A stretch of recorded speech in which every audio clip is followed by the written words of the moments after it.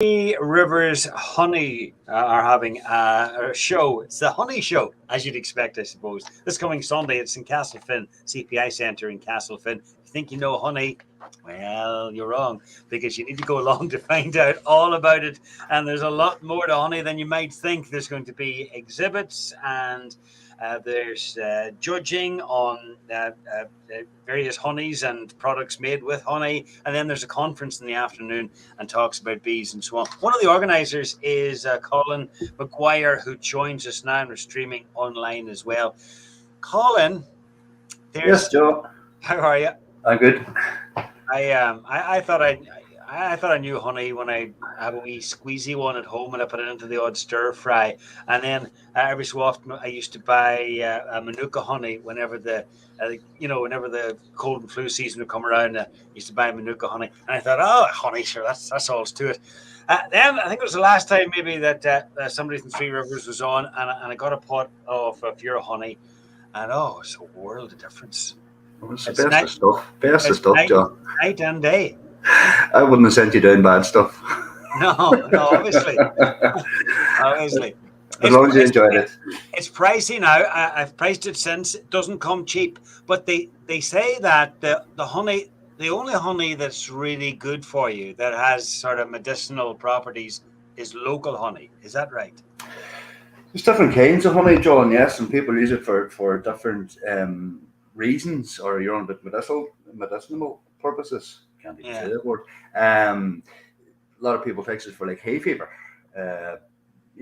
Takes the local honey for that. But what I have found with a few people here locally that have taken my honey for hay fever, if they take it early on in the year and keep taking that local honey, there's no bother with the hay fever. And one example, without going on with hay fever, it was my own sister, and I had been giving her honey last year, and she didn't like honey. Now she loves it, but she suffered from hay fever big time. So she was eating away at my honey, and March, April, May, coming into June, into the pollen season, she had no bother with hay fever. And she says to me, give me another jar of that honey. And I says, I don't think I've any left. So I hooked her in the house, and I found one jar, and I gave it to her. And hay fever came back, and couldn't figure it out at all. But it was actually a jar of my brother's honey from on down the south. So it just showed that my local honey worked with her hay fever, and his didn't. Okay, well, so there's no hard and fast rules. No. It's not a precise science. No. Okay. And you're on with the Manuka. We have a local honey. I think I sent you down that stuff. I don't know if you tasted it. The heather honey. Yes. Aye, that's beautiful. Aye, there's more studies and stuff done on that there now. It is, in fact, if it isn't the same, it has better healing properties than the Manuka honey that you buy, and that's readily available. Throughout the Northwest if you look for it. So, well, stuff. I mean, some people might find it hard to take a spoonful of honey. Sweet and all as it is, and it's fine like that. But I've just put it through porridge, and it's lovely. But even take a spoon of it, it's good too for if you have a sore throat and stuff like that. People take it for, I suppose, a whole pile of different reasons.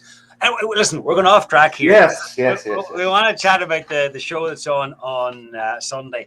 And, this is for people now who might be interested in producing honey and getting some bees and so on. But it's also just for people who want to go along and taste a few of these products or just to see what's happening. John, it's open to everyone, and it's beekeepers, non-beekeepers, people that are interested maybe in taking up the hobby, or people that there's different classes there for people. If you look, you mentioned a few of them there. There's 8 different classes altogether in the show. There's classes of honey that are going to be judged. 8 different classes of different things, and each class will have different levels in it. You'll have a class of jars of honey, for example. You'll have a class in of people that has never entered honey shows before, so they can enter some of their products. There'll be different products in them categories. Novices. Classes for comb honey, honeycomb, sections, frames of honey, chunk honey, different kinds of honey. If you look down each thing, as I say, there's 8 different classes. And for the non-beekeepers, we have classes there like for baking, cakes, cookies, all honey related stuff. There's recipes. Anybody can, by the way, log on with a wee website there now. I've sure we put up the link on it somewhere. It's Three Rivers Beekeeping.ie, as far as I remember. Okay. And the schedules are available on the website, and It's you can see the difference.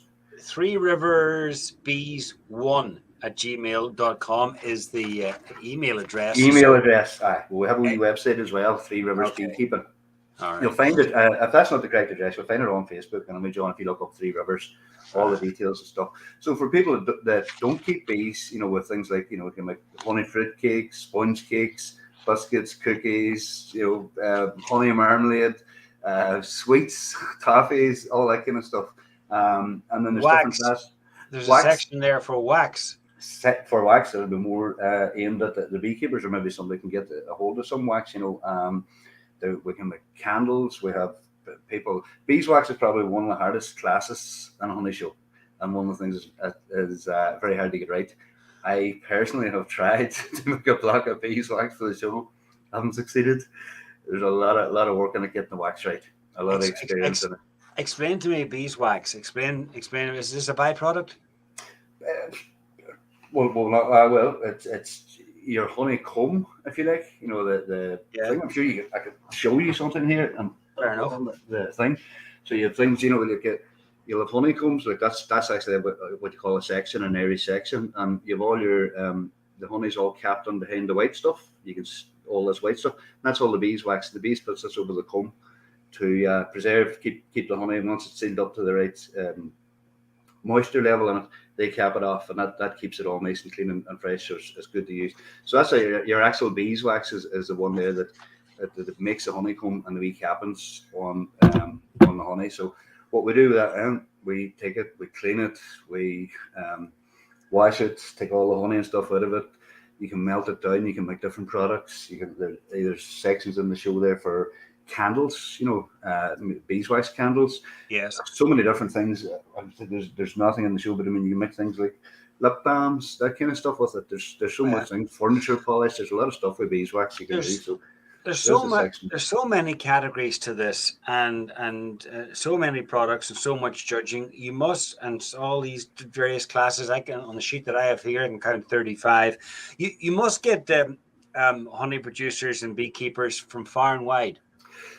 This is the first show I'm actually involved in, John, and they run them all over the country. There's one there in Antrim there last week. There's big ones in Dublin, massive events. Yeah. I know for a fact I was talking to beekeepers and stuff in Mayo there last week, and they're coming up to the honey show. You'll have people coming down from them other Antrim, Derry, all them places, all looking to come and exhibit their honey. Big community. It's a big community, yeah. And I suppose it's maybe more about for the hardened beekeepers is bragging rights, if you like. There's no big money prizes or anything. But it's just to say that I won first. Oh, I'm best.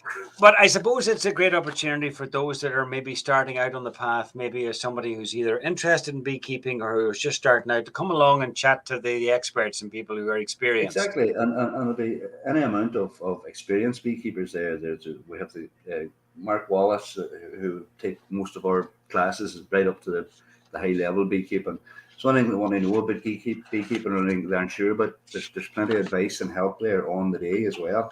There's you mentioned it earlier on there that there's a few different talks, John. In the afternoon. Again, that'll all be available on the thing. We'll have actually the chair of the UBKA down, John Hill, very knowledgeable man. He'll be doing a wee talk in Propolis. Conal or chairman, he'll be introducing us.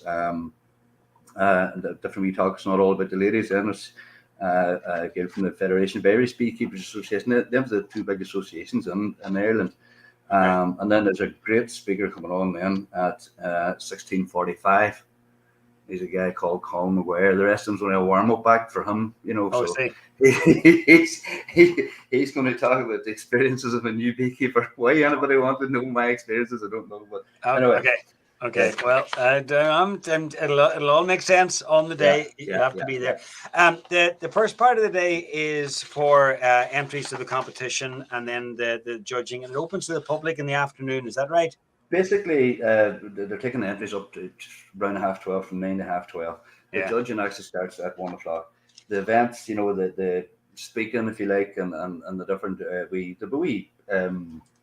what do you call it?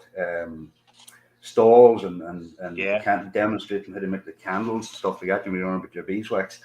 So it starts, and any time then after, I think it's a 1:30 from, 3:10. So the judging will be going on from starting at 1 o'clock. Yeah. But we're putting on like, refreshments, lots of food stall, and it's a free event. We're very, very kindly got 10, I think it's 10 or 11 sponsors there who's sponsoring the event for us. You know, we want to try and make it accessible to everybody. So, there's no cover charge, there's no anything like a wee box for donations at the door if somebody wants to help us, because at the end of the day, it's a non-profit making club, you know what I mean? We just do everything for the members and new members and encouraging them and trying to help them as much as we can. So they can go in and they can see what happens in Honey Show. They can see the judges, they see what they do. As I say, there'll be different wee demonstrations and stuff as well for beekeepers. Want to buy any kind of equipment or anything like that. We have Thomas from Donegal Bees coming as well, and he's going to set us up a big stand. So, and if local people, because if the nearest man to us is down in Glencolin, he's going to bring a stand. So anybody that's considering maybe buying anything, pop along on Sunday, and I'm sure he'll have it. And if you want to check with him first, maybe give him a wee ring and he can bring it to you. So it's all about helping each other. And well, I get that impression, all right, from the beekeeping community, and in a way, it's an industry event, but it's for anybody who's curious or interested or just likes a bit of honey now and again. It's amazing when you go to like a show like that, John. You see people think, as you said earlier on, about a squeezy bottle of honey.